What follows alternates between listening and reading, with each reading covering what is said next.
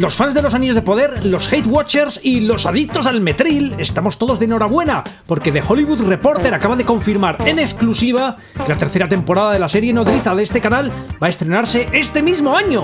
Os leo la noticia de The Hollywood Reporter. La tercera temporada de Los Anillos de Poder se estrenará este mismo año. Algunos reportes habían sugerido que la próxima entrega del éxito de Prime Video estaba prevista para debutar en 2027, pero The Hollywood Reporter sabe que llegará antes. Buenas noticias para los fans de Tolkien. El Señor de los Anillos de Poder de Prime Video hará su debut más adelante este mismo año. Para los fans de Tolkien, dice. Se había rumoreado que la siguiente entrega del costoso y exitoso fenómeno de Amazon llegaría en 2027, pero una fuente cercana a la producción le dice a The Hollywood Reporter que será un poco antes que eso. La serie, un enorme éxito para la plataforma de streaming con alrededor de 170 millones de espectadores en todo el mundo y un importante impulsor de suscripciones a Prime, está lista para ejecutar un salto temporal bastante considerable en su tercera temporada.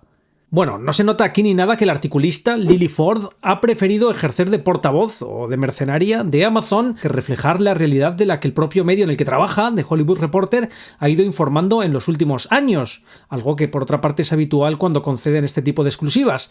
Y, aunque os dé algún dato que ya conocíais, quedaos que la mandanga que os traigo no os decepcionará. Para empezar, hay una cierta trampa en los números. Referirse a millones de espectadores sin hablar de la masiva caída de audiencia, no solo durante la primera temporada, sino entre la primera y la segunda temporadas, no parece juego limpio, especialmente cuando el mismo The Hollywood Reporter era el que informaba del preocupante porcentaje de retención. Por ejemplo, y aunque ya conocíais muchos estos datos, son pertinentes y por eso los traigo aquí, en abril de 2023 leíamos en The Hollywood Reporter lo siguiente.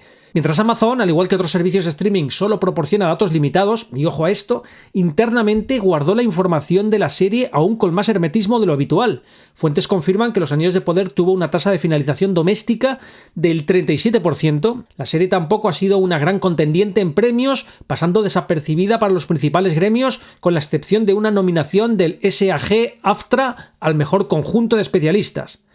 Más adelante se lee en el mismo artículo que los datos de Nielsen sobre los minutos vistos revelan que, en lo que respecta a series originales en general, Amazon ha ido por detrás. En 2022, Netflix acaparó los 10 primeros puestos de series originales en streaming, con The Voice de Amazon en el puesto 11, por delante de Los Anillos de Poder, que quedó en el 15.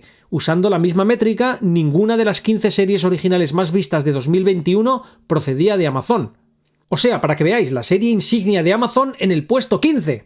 Vale, pues si a eso le sumamos la masiva caída de audiencia que experimentó la segunda temporada en su debut, como todos sabéis, el entusiasta manejo de los números de Lily Ford parece un poco, no sé, subvencionado. En septiembre de 2024 se leía en el mismo medio, The Hollywood Reporter, que, según Samba TV, el estreno de la segunda temporada fue visto en Estados Unidos por aproximadamente la mitad de hogares que siguieron el primer episodio de la serie durante sus 3 primeros días de disponibilidad.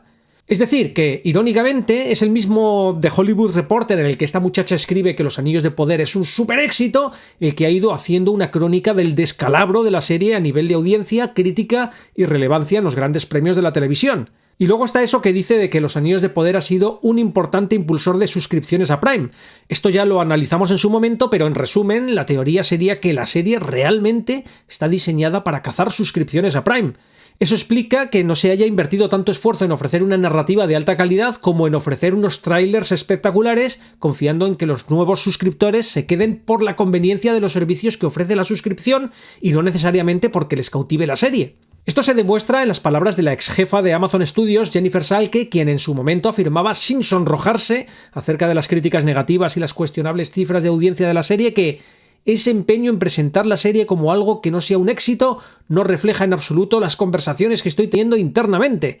Porque en Amazon nunca se ha medido el éxito de la serie por su retención de audiencia o las críticas positivas, es decir, por lo que todo el mundo entiende que definiría el éxito de una serie externamente, sino por la cantidad de suscripciones que sus trailers atrajeron.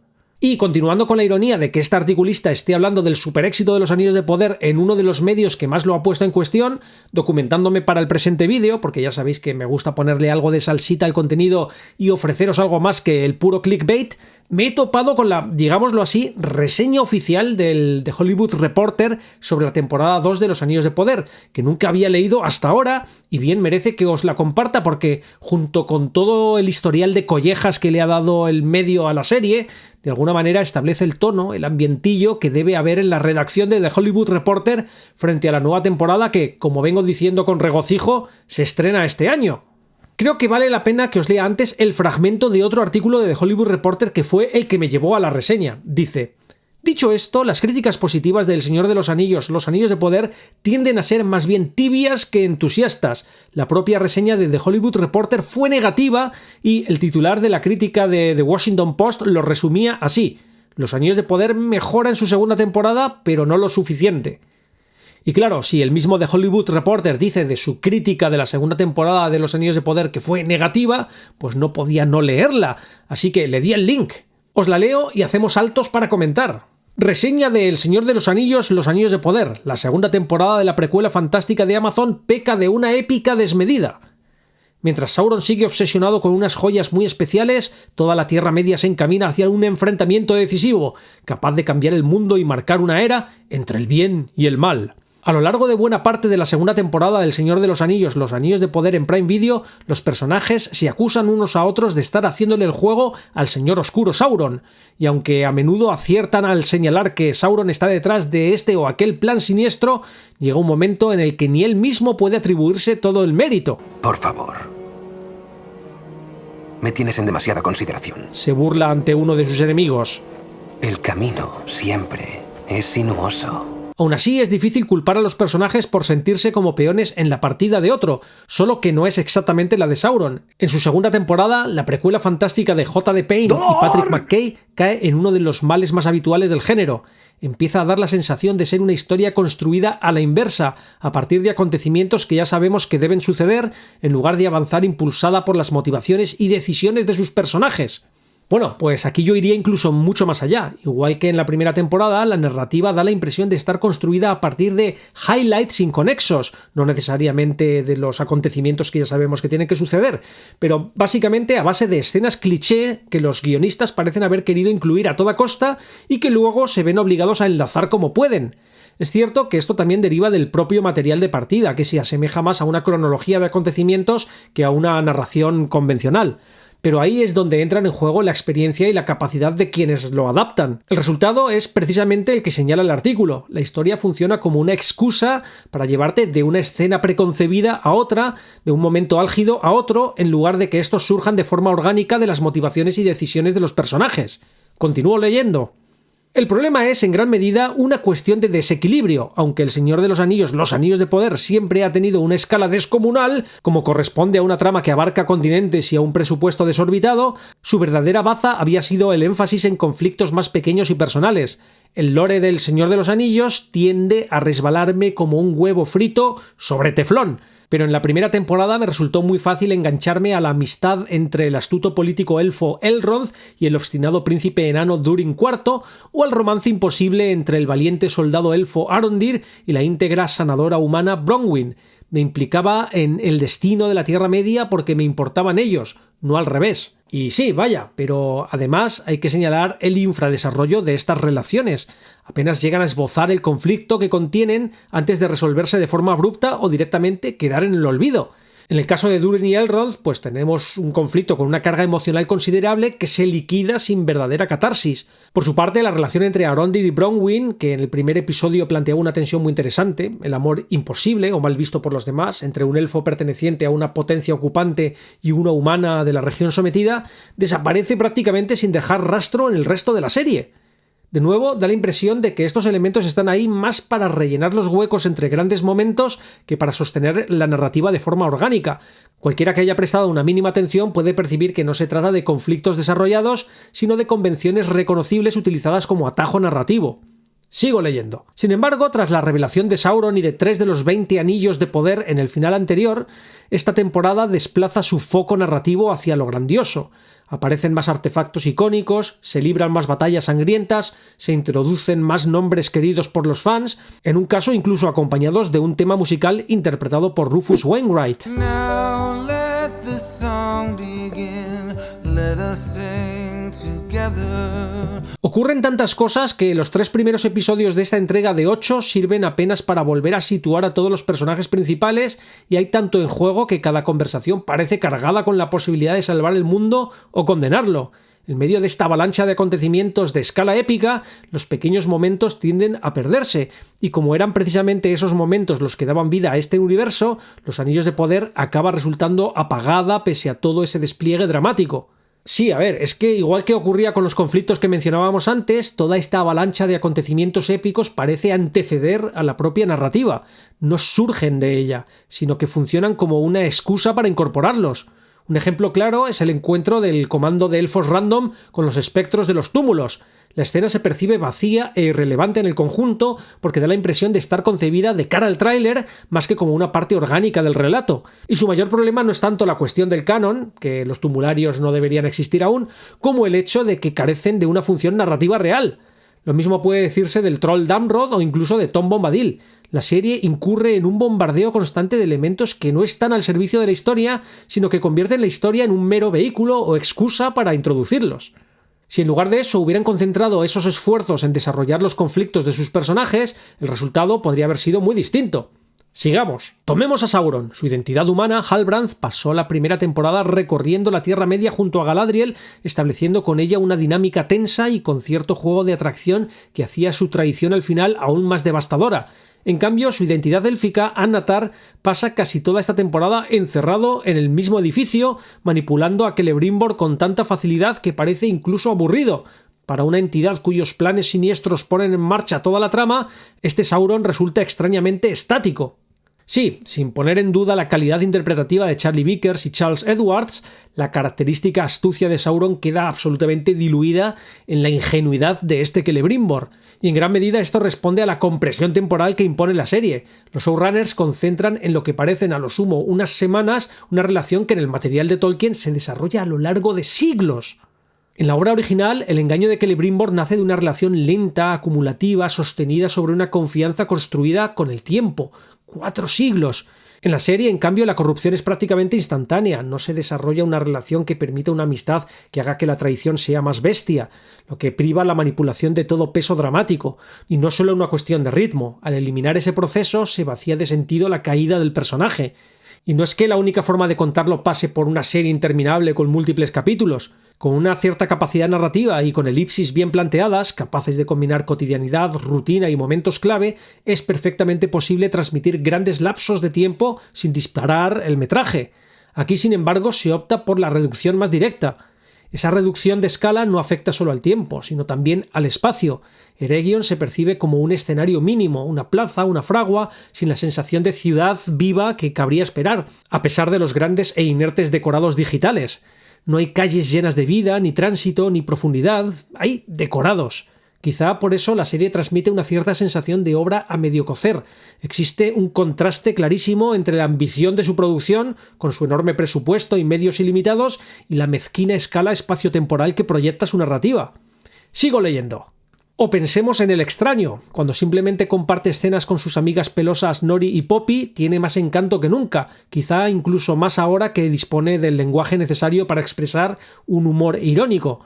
Pero pasa demasiada parte de la temporada avanzando lentamente hacia la revelación de un nombre tan innecesaria como la de Solo, a Star Wars Story. No tengo familia. Estoy solo. Han Solo. Adiós, grande elfo.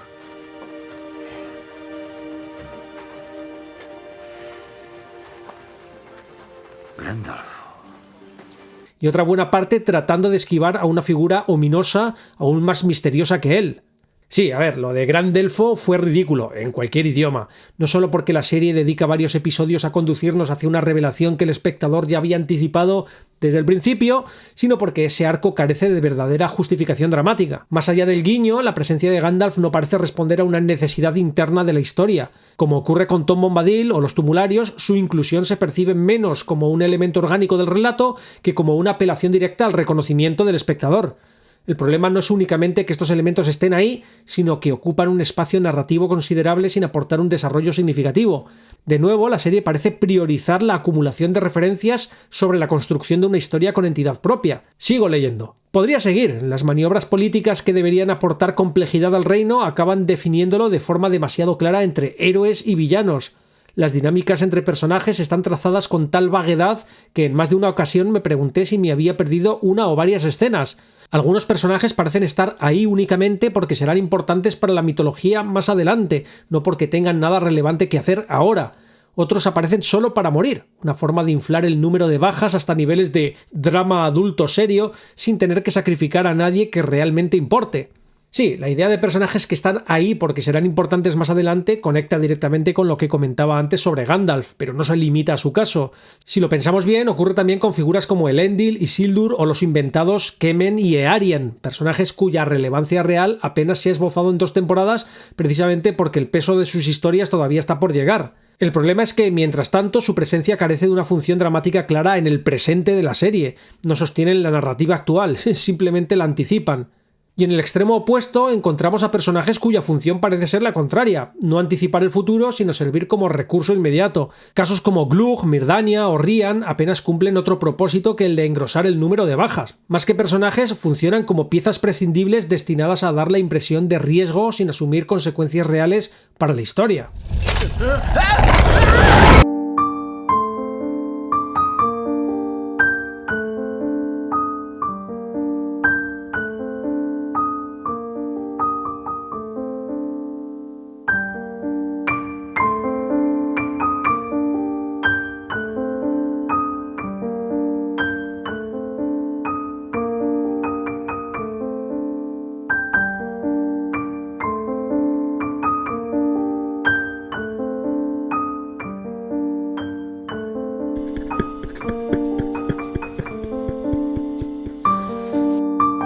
Sigo. Cuando el Señor de los Anillos de Poder se acuerda de volver a emociones de escala más humana, o élfica o enana, o lo que toque, reaparecen destellos de su encanto original. Galadriel puede pasar demasiado tiempo obsesionada con sus nuevas joyas relucientes, pero sigue contando con la poco común capacidad de Morfydd Clark para generar química prácticamente con cualquiera. Estoy de acuerdo en que cuando la serie se concentra en las emociones a escala humana funciona mejor, pero sigo teniendo serios problemas con Galadriel. De nuevo, sin menospreciar las capacidades actorales de nadie, lo que le han hecho interpretar a Morfydd Clark no tiene nombre.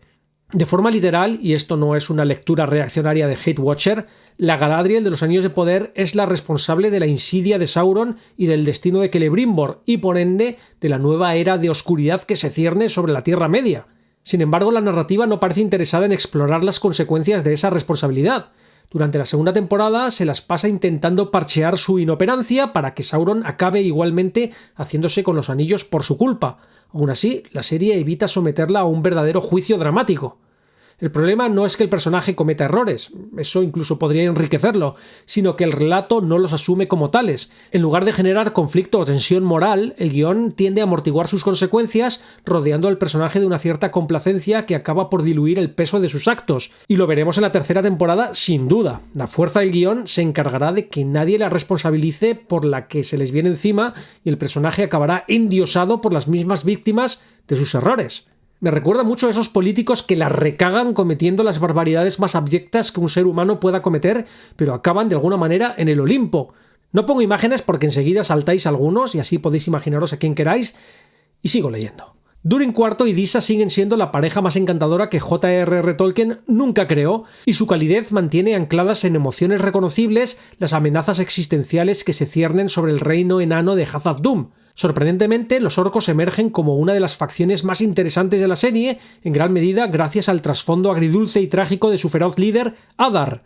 Bueno, la relación entre Durin y Disa funciona como una buena idea dentro de una producción más bien caótica. Hay destellos de algo que podría haber tenido recorrido, pero al final también queda atrapada en el principal problema de la serie. Su presencia responde más a la necesidad de incluir enanos por incluirlos que a una función verdaderamente relevante dentro de la historia. De hecho, en mi opinión, el reino de Hazad Dûm quizá habría funcionado mejor como telón de fondo, conectado de forma tangencial con Celebrimbor a través de Narvi. Al otorgar a los enanos una línea narrativa propia, la serie dispersa su foco y resta tiempo a tramas que requerían mayor desarrollo, contribuyendo así a esa sensación general de infraconstrucción. Y lo mismo puedo decir de la línea de los pelosos. En cualquier caso, prefiero 1000 veces la línea de los enanos a la de los pelosos, sin duda. En cuanto a los orcos, Adar se consolida como uno de los personajes más interesantes de la serie, lo que hace aún más cuestionable su resolución al final de la segunda temporada. Todo apuntaba a que podría haber sostenido un conflicto con mayor recorrido, pero su papel parece haber estado condicionado desde el inicio por la obvia función de servir como posible candidato a Sauron dentro de la trama de misterio estilo ¿quién será el asesino?, en la que se apoyaba gran parte de la primera temporada. Una vez que la serie reorienta ese eje hacia Sauron y este personaje se alza, Adar deja de ser relevante, deja de encajar en la estructura y es apartado. No tanto como culminación orgánica de su arco, sino como ajuste a unas necesidades narrativas que ya estaban definidas de antemano. Y bueno, a continuación la articulista se deshace en unos cuantos elogios. Y por mucho que me haya quejado de que El Señor de los Anillos de Poder no ve los árboles por culpa del inmenso bosque de Ents, su escala sigue impresionando. Sus paisajes reales se extienden a lo largo de kilómetros, mientras que sus escenarios generados por ordenador rebosan de una belleza de otro mundo. Las escenas de acción, especialmente las que involucran a Arondir, pueden ser tan elegantes como brutales. Sus elementos de terror resultan casi tangibles, ya adapten la forma de guerreros no muertos, nidos de arañas dignos de Alien o una sustancia negra consciente que se abre paso desde las profundidades. De vez en cuando uno puede dejarse llevar por el puro asombro de contemplar imágenes tan impresionantes creadas con tanto esmero y a un coste tan desorbitado. Todo esto, para mí, no hacía falta. Bueno, ni para mí, efectivamente, no hacía falta, pero toda esa espectacularidad que la articulista describe con entusiasmo apenas me impresionó. Sí, hay competencia en lo técnico, buenos artistas digitales y de vez en cuando algún decorado logra hacerme arquear las cejas, pero a veces también se nota el cartón piedra. A veces también hay vestuario que parece simple cosplay y en esos hermosos escenarios generados por ordenador hay una falta de vida bastante evidente. Los elementos de terror, las escenas de acción o las criaturas ocasionales son pura carne de tráiler, pero cuando te los encuentras dentro del desarrollo narrativo, tienes más la sensación de estar cambiando de área en un parque temático que de estar recorriendo una narrativa en un universo coherente. Y termina el artículo de esta forma. Pero esos momentos pasan porque la serie tiene un desenlace épico al que llegar y no puede demorarse demasiado antes de volver a colocar sus piezas en el tablero. Es una lástima. En su mejor versión, la televisión puede meternos de lleno en la acción hasta que las alegrías o tragedias de sus personajes se sienten como propias. Aquí, en cambio, al priorizar el lore grandilocuente sobre la intimidad y la emoción, Los Anillos de Poder coloca su historia tras un cristal. Podrás admirar su ambición y su belleza, entender cómo y por qué suceden las cosas, quizá incluso sacar tus propias conclusiones sobre su significado, pero muy poco de todo ello se sentirá como algo capaz de alcanzarte y tocarte de verdad. Sí, pero la forma de priorizar ese lore grandilocuente ni siquiera pasa por destilar lo verdaderamente significativo del material original. Lo que parece haberse hecho es, más bien, una lista de criaturas, lugares y elementos que los derechos adquiridos permitían utilizar, construir escenas alrededor de ellos e ir insertándolas aquí y allá dentro de la narrativa principal. Da la impresión de que hay más preocupación por ver cómo meten ents, trolls, arañas o espectros de los túmulos que por desarrollar una historia en la que los personajes avancen a partir de motivaciones y decisiones reales, o al menos creíbles, y eso acaba transmitiendo una sensación de que todo está pensado para el impacto inmediato, optimizado para el tráiler, y no para sostener 8 horas de relato con peso. Y efectivamente, la reseña de The Hollywood Reporter, pese a ser a veces un tanto indulgente y no atreverse a desmarcarse del todo de la típica cortesía corporativa, es ciertamente más bien negativa, lo cual es muy significativo tratándose de un medio mercenario de la industria que no duda en ser adulador cuando le ofrecen exclusivas, como aquella con la que comencé el vídeo. En fin, que siempre barriendo para casa y con la feliz noticia de que Los Anillos de Poder no se retrasa y llegará este año, solo espero que en la tercera temporada McKay y Payne suban su apuesta por la mandanga, porque son lentejas para mi mesa. ¿Será así? ¿Qué opináis? ¿La serie se va a volver de repente buena con los cambios en la ejecutiva de Amazon Studios y en la sala de guión de Los Anillos de Poder? ¿O mientras estén de Dolores al mando seguiremos viendo este accidente a cámara lenta? Déjame ese like si te ha gustado el vídeo de hoy y no te olvides de suscribirte y activar notificaciones para recibir mi mandanga recién hecha. Nos vemos pronto, chao.